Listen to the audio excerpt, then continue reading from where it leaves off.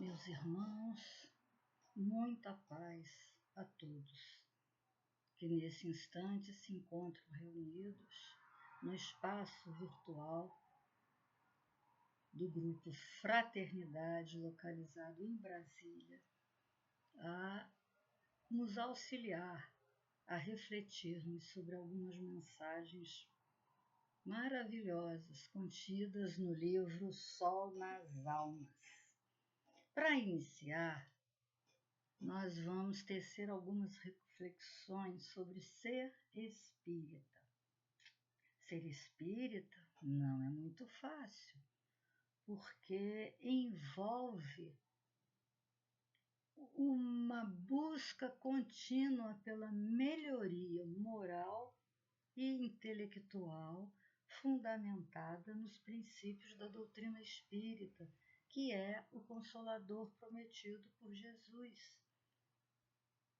E esses estudos incluem a certeza da imortalidade da alma, da comunicação com os espíritos e a tão conhecida lei de causa e efeito. Então, refletir sobre ser espírita é muito importante porque promove o nosso crescimento, o nosso desenvolvimento espiritual. E o que é ser espírita? É ir além de acreditar nos princípios fundamentais da doutrina espírita. É um convite à reforma, à transformação interior. É a busca constante do aprimoramento de nós mesmos.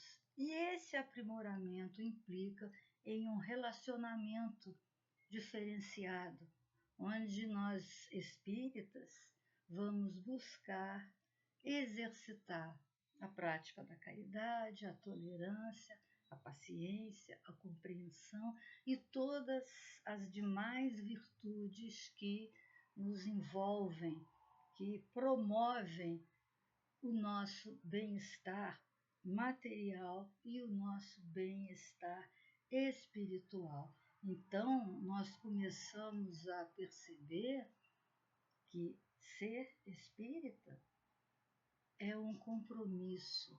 Compromisso com quem? Primeiramente, conosco, não é mesmo?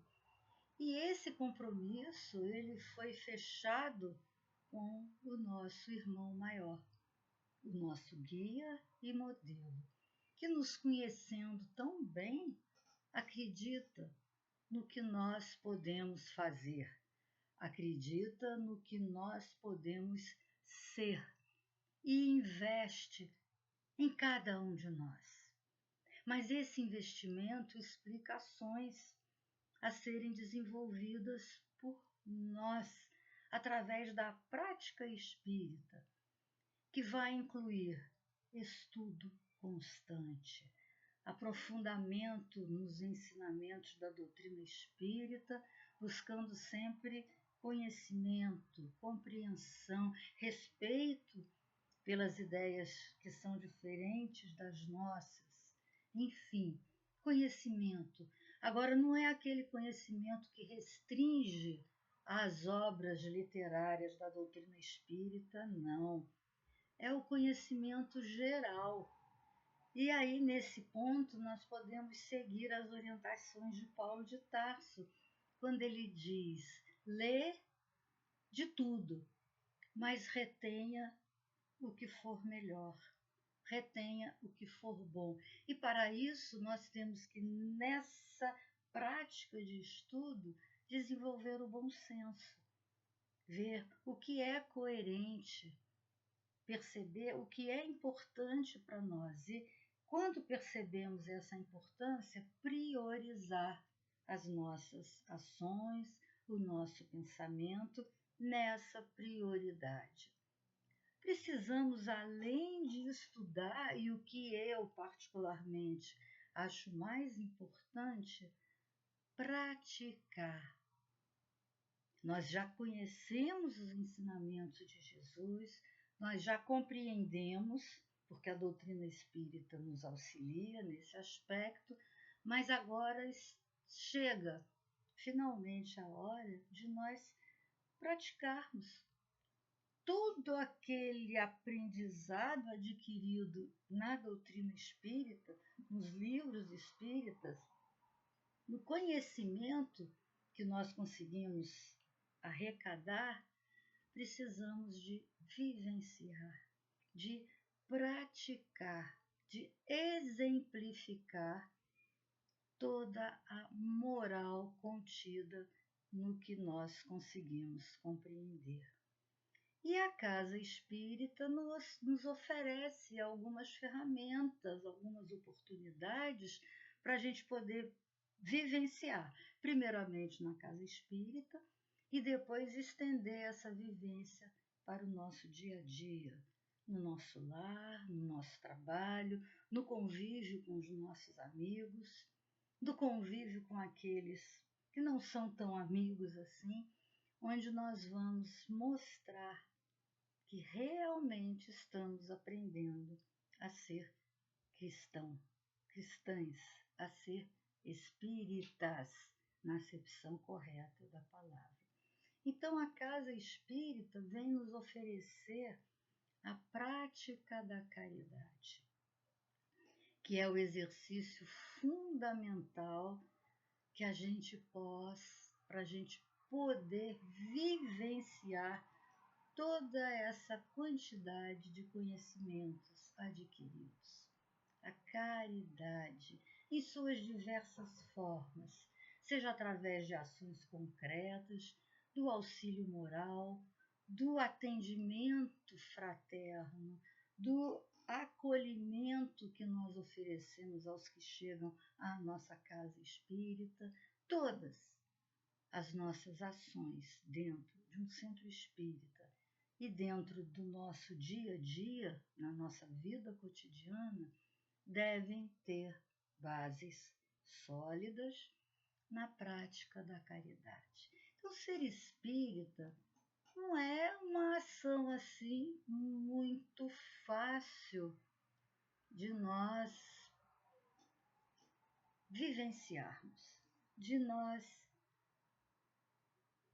mostrarmos verdadeiramente que nós estamos buscando nos tornar melhores, que é uma das frases mais bonitas do Evangelho segundo o Espiritismo, quando Kardec afirma que reconheceremos os verdadeiros espíritas pelo esforço que fazem em domar, em controlar as suas más tendências.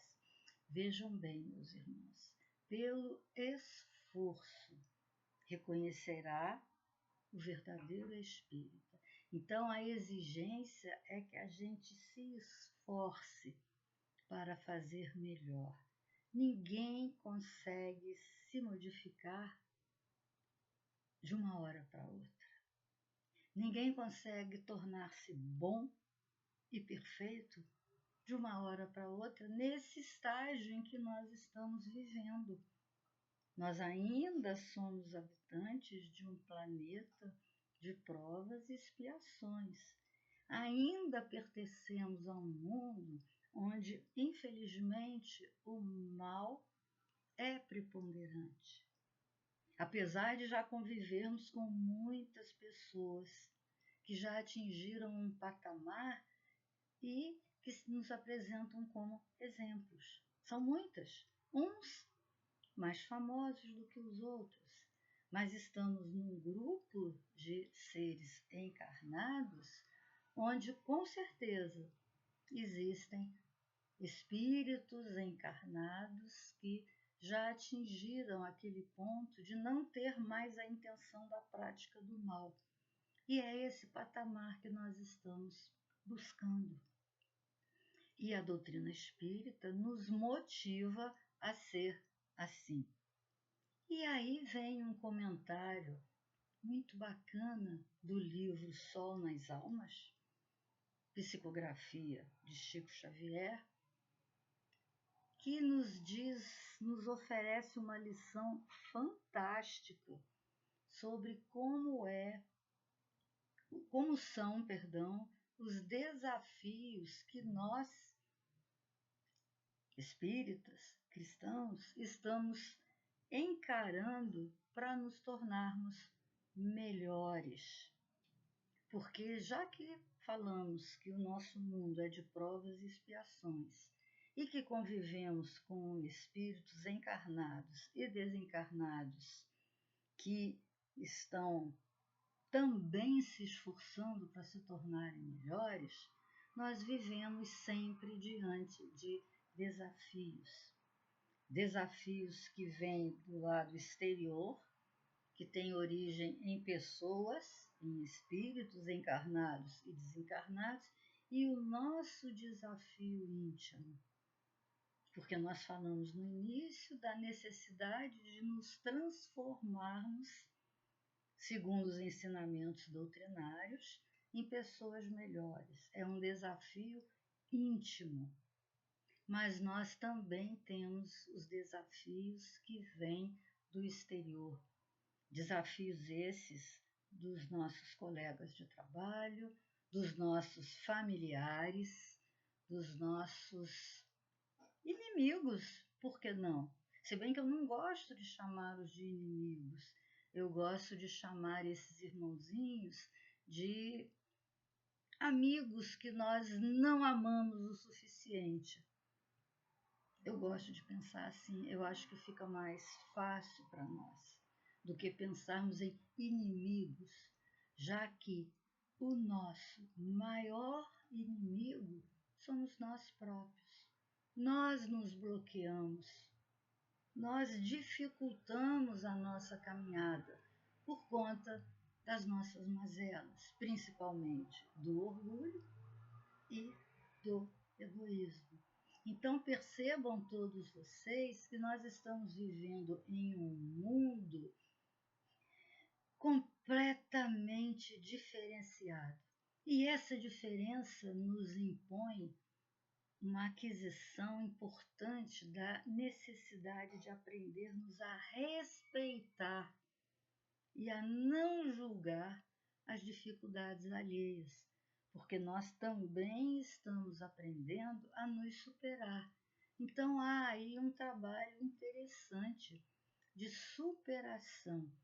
E acreditem vocês que se nós não nos superarmos, ou seja, se nós não, como eu diria, passarmos por cima das nossas fragilidades, das nossas dificuldades, nós teremos muito trabalho em compreender as dificuldades do nosso próximo, principalmente daqueles que convivem diariamente conosco. Querem ver o que o nosso grande amigo Emmanuel nos fala? A página que nos foi designada hoje é a seguinte: ouvirás de certo. No início tem uma frasezinha muito significativa que Marcos relata, palavras de Jesus: salva-te a ti mesmo e desce da cruz. Olha só que afirmativa espetacular de Jesus, relatada por Marcos no capítulo 15, versículo 30. Salva-te a ti mesmo e desce da tua cruz. Então, está muito claro que nós somos os agentes da nossa superação. Nós temos a doutrina espírita, nós temos o auxílio dos amigos espirituais, nós temos o auxílio de parentes queridos que convivem conosco, nós temos o exemplo dignificante de tantos espíritas que conviveram conosco fazendo com que a gente tenha a coragem de descer da nossa cruz. A salvação vem dessa descida, ou seja, de superarmos as nossas limitações para que possamos nos salvar, para que possamos ser felizes, para que possamos viver em harmonia e principalmente para que possamos ter requisitos para sermos herdeiros de um mundo de regeneração. Então está em nós a possibilidade de nos melhorarmos, de nos superarmos para podermos nos livrar daquelas correntes que ainda nos prendem ao orgulho e ao egoísmo. E a doutrina espírita é o respaldo para essa descida, que eu ousaria chamar de subida. Mas a imagem que Jesus colocou foi a descida da cruz, se livrar das suas dificuldades.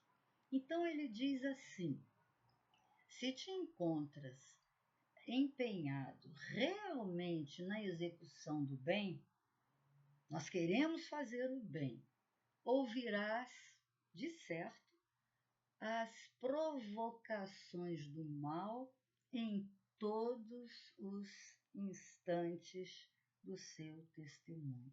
Então, nós nos propomos a fazer o bem. No início, é difícil.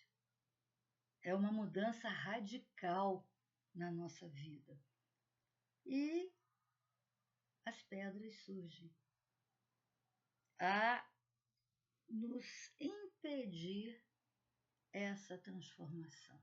E aí nós temos que trabalhar a nossa persistência e principalmente a nossa confiança para sermos dignos do auxílio do plano espiritual, nos motivando a essa transformação. Então, principalmente aquele espírito amigo que nos acompanha 24 horas por dia, que nos conhece, que está ali para nos auxiliar, ele empenha os maiores esforços para que nós realmente conseguimos executar o bem.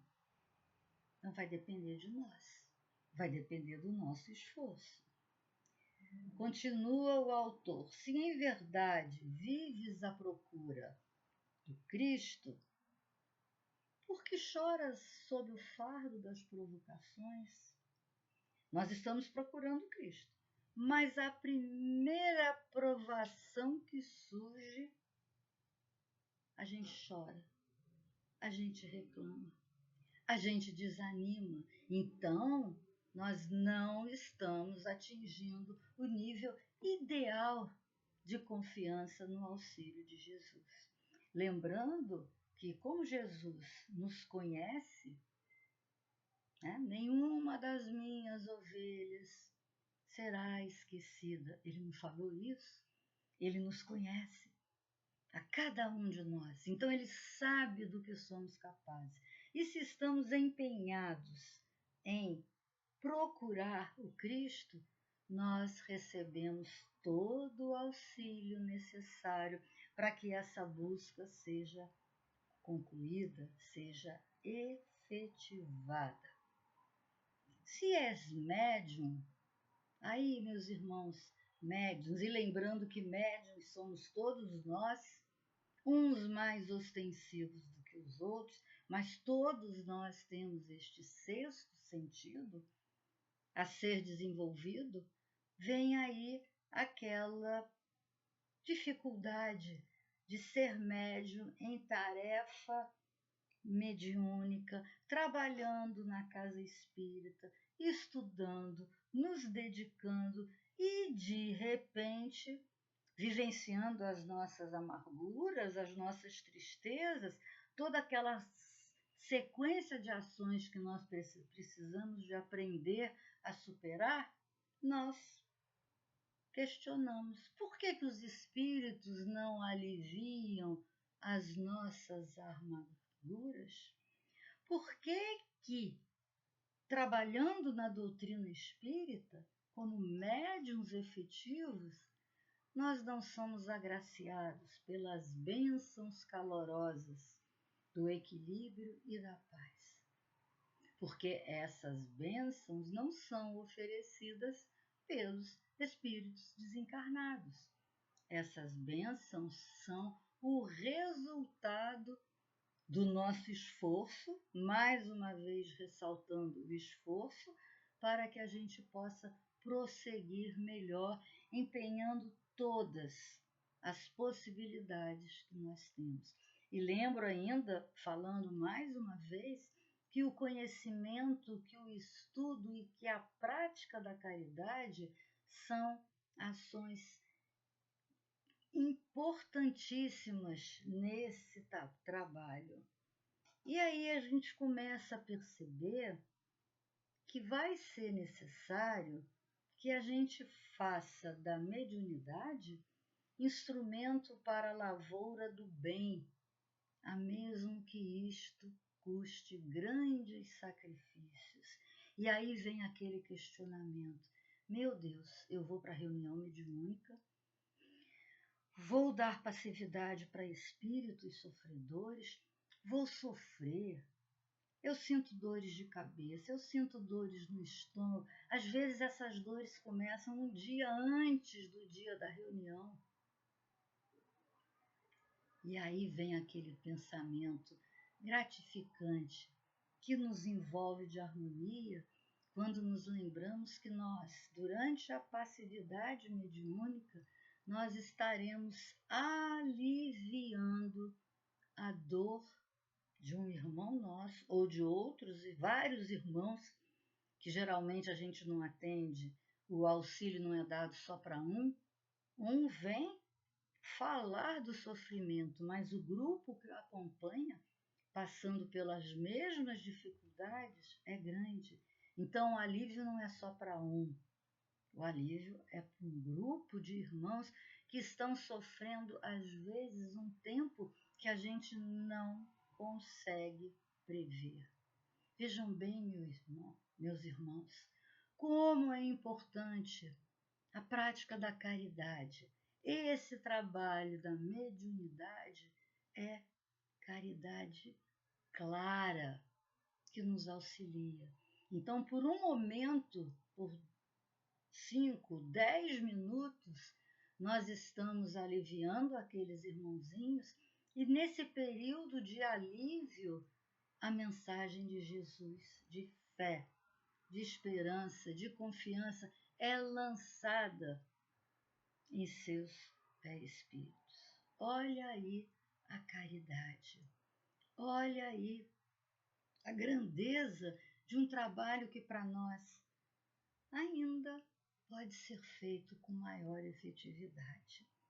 Então, a mediunidade é uma ferramenta muito importante, além de destacarmos que nós, os médiuns encarnados, somos os maiores beneficiados desse trabalho.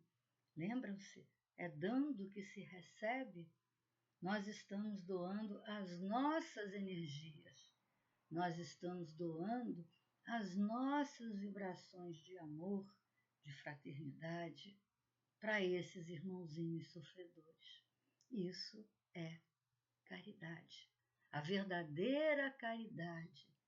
E nos custa alguma coisa? Não.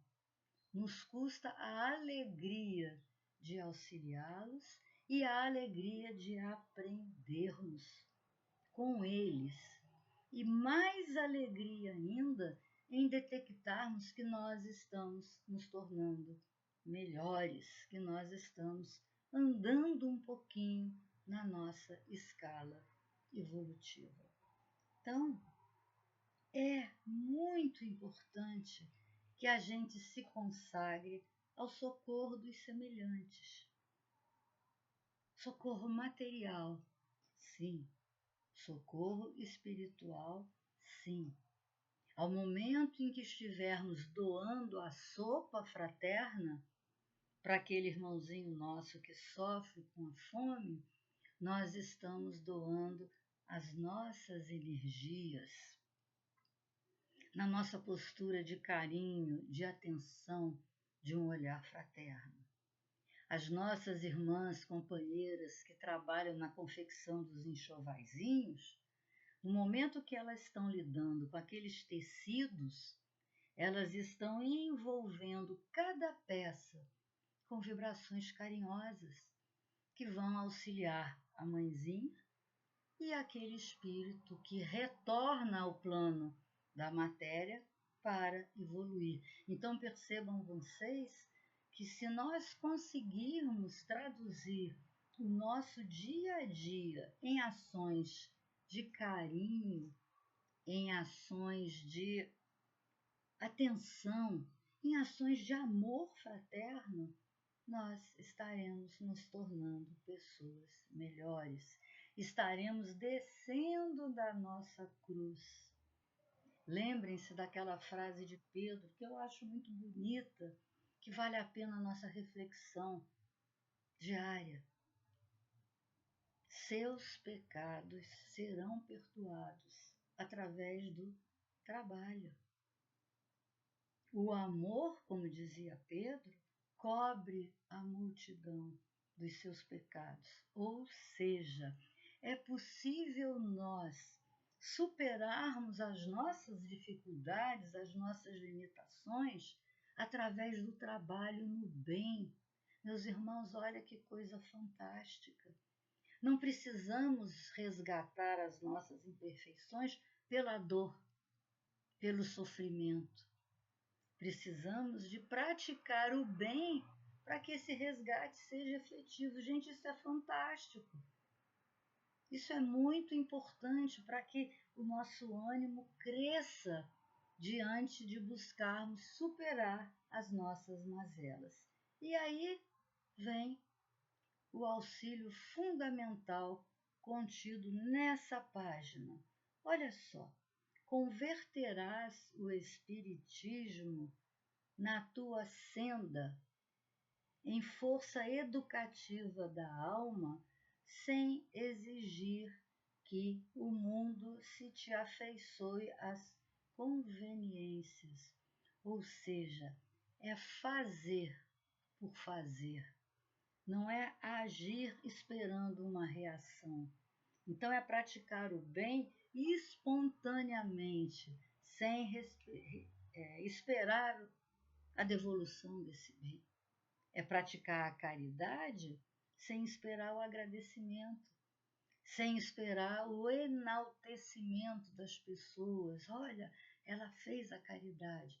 Aí eu já não fiz uma caridade muito bacana, não, porque eu estou esperando o reconhecimento. A verdadeira caridade é aquela simples, discreta, que ninguém percebe, tipo o óbolo da viúva, não é? Ela chega lá no gasofilácio e joga uma pequena moedinha, enquanto que os grandes, poderosos, jogam centenas de moedas e jogam querendo que façam muito barulho para que todos olhem e vejam quem está doando.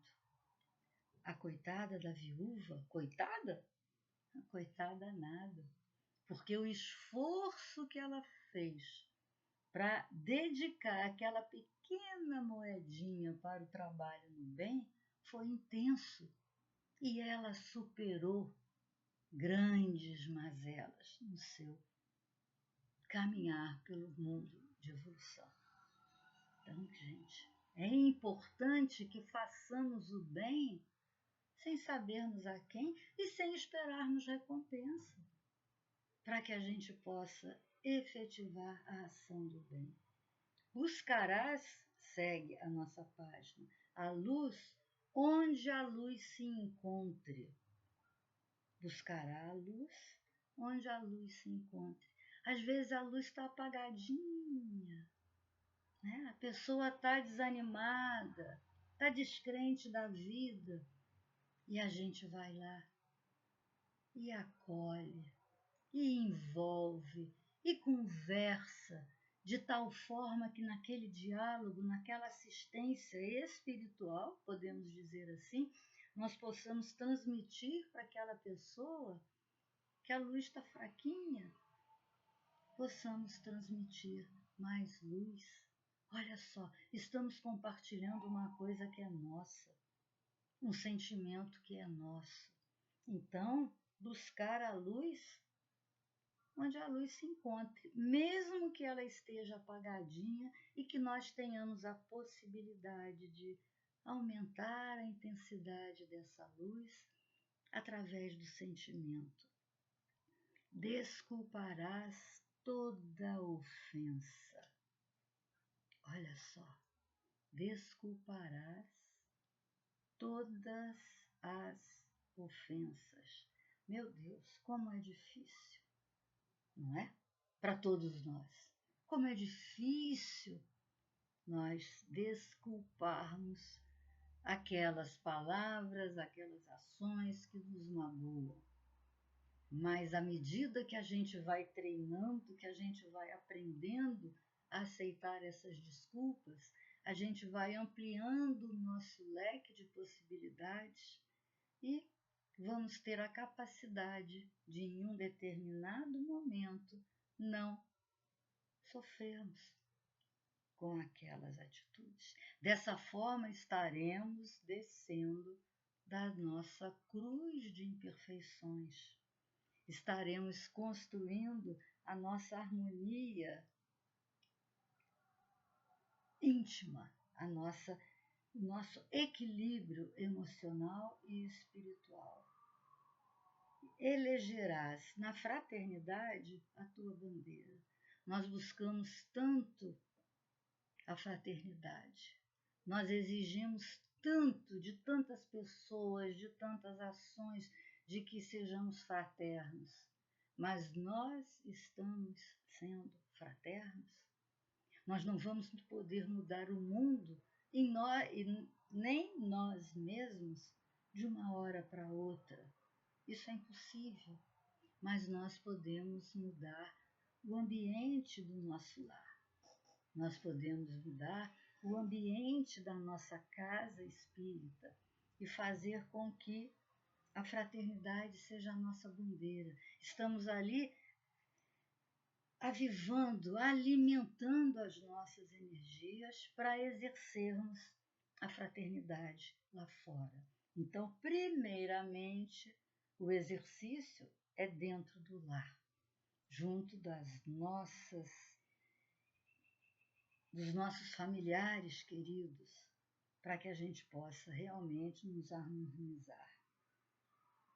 Outro convite que nos é feito para que a gente possa crescer, para que a gente possa se tornar melhor. Conjugarás o verbo servir onde estiveres. Servir, servir, sempre. Nos doarmos, não é? Praticarmos essa ação tão bonita que é acolher, que é servir, que é ser útil, mas sem que essa utilidade nos martirize, porque às vezes a gente está servindo, mas não estamos felizes. Aí não adianta muito, não. É importante que nós possamos fazer tudo aquilo com a alegria de servir. Certa feita nós lemos um memezinho nas redes sociais que eu achei muito interessante. Um dirigente de uma casa espírita bem pequenininha, em algum lugar desse nosso país, que ele fazia de tudo. Ele era tão servil, precisou de fazer alguma coisa, ele ia e fazia. Ele fazia o café, ele lavava os utensílios, ele lavava o chão, ele lavava os banheiros. E fazia isso com a maior alegria, fazia isso feliz. E olha que ele era o presidente da casa espírita. Quando ele desencarnou, ele chegou lá no plano espiritual e foi recebido com festas. Ele falou, não, mas eu não fiz tantas coisas assim. Eu não fiz lindas palestras, eu não fiz grandes caridades. Eu simplesmente tentava dirigir uma casinha pequenininha, esquecida lá no interior do meu estado. Aí os amigos espirituais viraram para ele e falaram assim: mas você lavou tantos banheiros, com tanta dedicação, com tanto carinho, que você é digno dessa festa. E ele, dentro da sua simplicidade, falou assim: ai meu Deus, se eu soubesse disso, eu tinha lavado muito mais aqueles banheiros. Um exemplo de tarefa simples, mas feita com dedicação, feita com alegria. É que nem a velha história da psicografia do Chico Xavier. Meu avô contava essa história. Ele dizia, vivia perguntando para a gente, quem é que fazia a ponta dos lápis que Chico Xavier usava para escrever os seus livros? Quem apontava os lápis? Ninguém nunca conseguiu responder essa pergunta ao meu avô e nem a mim. Ninguém sabe o nome da pessoa que ficava horas e horas apontando, sabe-se lá se não era com uma faca? Trabalho difícil. Hoje em dia a gente tem apontadores maravilhosos, mas naquela época talvez fosse só aquela lâmina. Ficava horas e horas e horas fazendo a ponta dos lápis que trouxeram para nós toda essa revelação do mundo espiritual. E ninguém sabe quem foi essa pessoa, ninguém sabe quem foi a equipe formada para desenvolver essa tarefa. Mas a gente sabe que ela foi feita com amor. Então, meus irmãos, conjugar o verbo servir aonde nós estivermos. E que essa ação seja feita com alegria. E seguindo esses passos, é importante que vocês leiam a página. Nós não lemos a página inteira aqui. É importante que vocês comecem a notar, a perceber que o trabalho de redenção que cada um de nós anseia começa em nós mesmos. Não é na transformação do mundo. Não é na virada de um planeta de provas e expiações para um planeta de regeneração. É na nossa virada, é na nossa modificação, é na nossa melhoria. Então, meus irmãos, fica aí o nosso convite. Vamos iniciar a nossa transformação íntima para mostrar para nós próprios que nós somos capazes de a cada dia sermos melhores, porque confiamos em Jesus, o nosso irmão, o nosso guia e o nosso mestre. Muita paz a todos vocês e que esse irmão tão querido nos abençoe na nossa caminhada. Muita paz.